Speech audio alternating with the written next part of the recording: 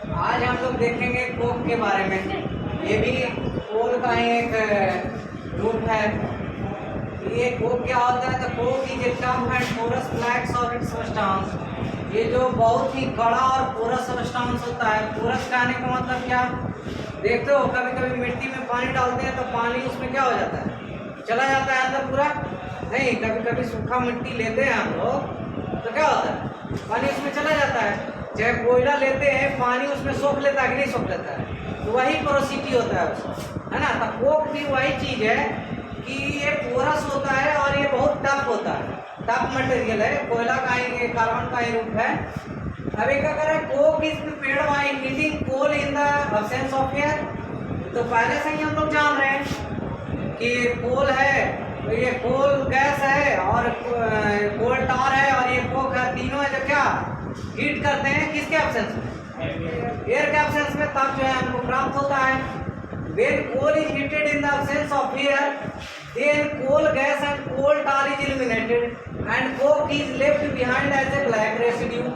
अब क्या कर रहा है कि जब कोयला को हम गर्म करते हैं हवा के एब्सेंस में तो कोल गैस और कोल टार दोनों जो है निकलता है, लेकिन इसको हम बाहर निकाल देते हैं और उसके बाद जो रेसिड्यू के रूप में जो बच जाता है कोक, उसको जो है हम छोड़ देते हैं उसमें, जिससे कि हमको कोक प्राप्त होता है।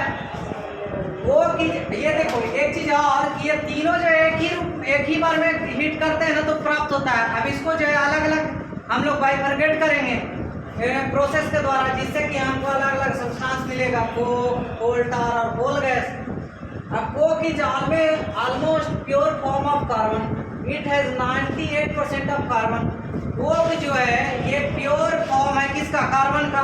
इसमें लगभग 98% कार्बन प्रेजेंट होता है। किसमें? कोक में, है ना। कोक में लगभग 98% कार्बन प्रेजेंट होता है। इसीलिए जो है इसको बोला जाता है कि बिल्कुल ये जो है लगभग जो है ये कार्बन का ही रूप है, प्योर रूप है, शुद्ध रूप है। Coke is used in manufacturing of steel. Coke का यूज कहाँ किया जाता है? काची में मैन्युफैक्चरिंग ऑफ स्टील। स्टील बनाने में यूज किया जाता है। काले के स्टील बनाने में यूज किया जाता है। तो कार्बन कंटेंट ऐड करके ना स्टील को थोड़ा सा कड़ापन, उसका हार्डनेस बढ़ाया जाता है। अगर स्टील में हम थोड़ा सा कार्बन कंटेंट बढ़ा दें तो क्या हो जाएगा? स्टील का जो है हार्डनेस बढ़ जाएगा। अब अगला है पेट्रोलियम। ये भी एक नेचुरल है, हमारे लिए रिसोर्स है। ये क्या होता है? तो petroleum is a dark colour thick crude oil found deep below the ground in certain areas. ये क्या होता है? पेट्रोलियम जो एक डार्क कलर, ब्लैक कलर का होता है ना। ठीक होता है, थोड़ा सा गाढ़ा टाइप का होता है। जैसे नाला देखो ना, नाला बहुत दिन तक बंद रहता है नाला, तो देखना कि कैसा काला काला निकलता है, उसमें से गैस भी निकलता है कि नहीं। और थोड़ा सा ये मोटा होता है, मैंने इसको मोटा कहने का मतलब गाढ़ा होता है पेट्रोलियम, जो कि धरती के अंदर माइन में से निकाला जाता है इसको। अब ये जो है हर जगह नहीं पाया जाता है। पेट्रोलियम जो है हर जगह पाया जाता है नहीं, कुछ ही एक खास एरिया में ही पाया जाता है। कहाँ खास एरिया में पाया जाएगा?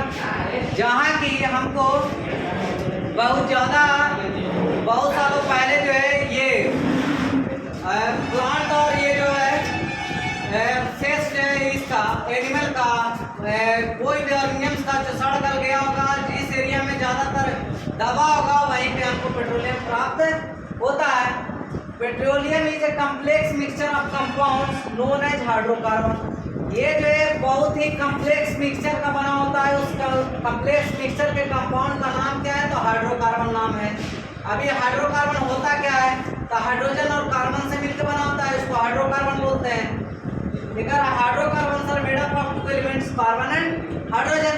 ये जो मेनली कंस्टिट्यूएंट होता है किसका? पेट्रोलियम का। वो कौन होता है? हाइड्रोकार्बन से होता है, जो कि एक कम्प्लेक्स कंपाउंड है हाइड्रोजन और कार्बन का।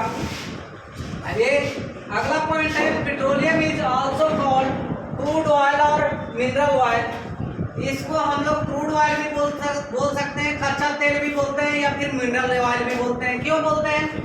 तो ये जो है मेनली रूप से कच्चा रूप में ही प्राप्त होता है। इसको जो है हम फिर प्यूरिफिकेशन करके इससे पेट्रोल, डीजल और केरोसिन, इसी से हम लोग पेट्रोलियम जेली और कुछ निकालते हैं। That's all.